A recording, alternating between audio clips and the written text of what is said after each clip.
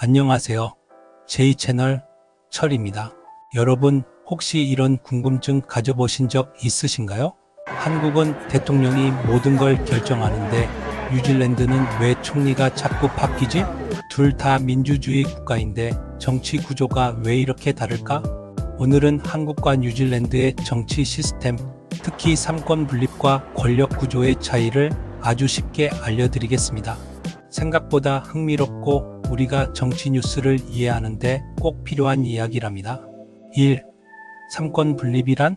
먼저 삼권 분립이란 무엇일까요? 삼권 분립은 아주 오래 전 프랑스의 사상가 몽테스키웨가 주장한 개념으로 국가 권력을 세 가지로 나누자는 거예요. 바로 입법부 법을 만드는 국회, 행정부 나라를 운영하는 정부, 사법부 법을 해석하고 판결하는 법원. 이 세 가지가 서로를 감시하고 견제해서 한쪽이 너무 강해지지 않도록 만드는 장치예요. 하지만 이 삼권을 어떻게 운영하느냐는 나라마다 다릅니다.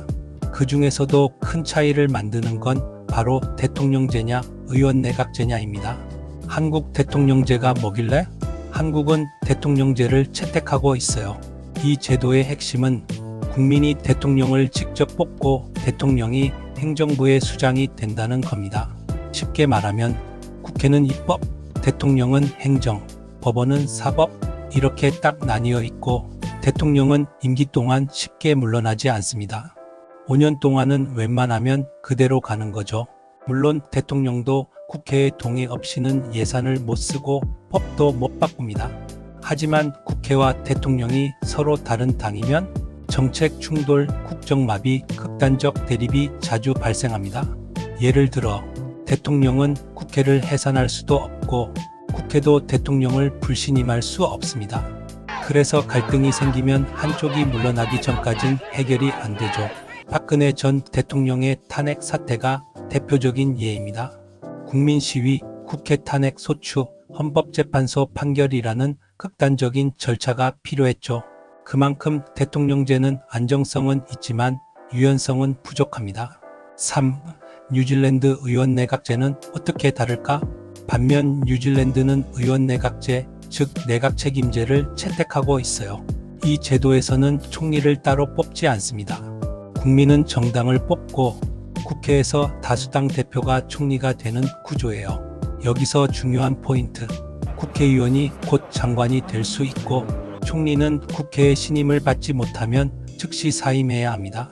즉 국회와 내각이 하나로 연결되어 있어서 정책 추진이 빠르고 조정이 유연합니다.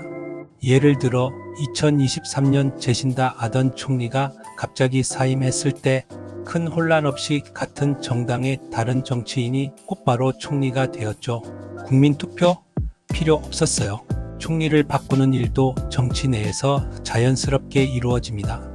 또한 뉴질랜드는 혼합 비례대표제 MMP를 사용하기 때문에 연립정부가 자주 등장합니다. 이건 한 정당이 독점하지 않도록 하고 정책 협의와 절충을 더 많이 하게 만들죠. 4. 결국 뭐가 더 좋은 제도일까? 그렇다면 대통령제와 내각책임제 중 뭐가 더 좋을까요? 대통령제는 강한 리더십과 명확한 책임 구조가 장점입니다. 하지만 대립이 심할 경우 국정마비가 생기기 쉬워요.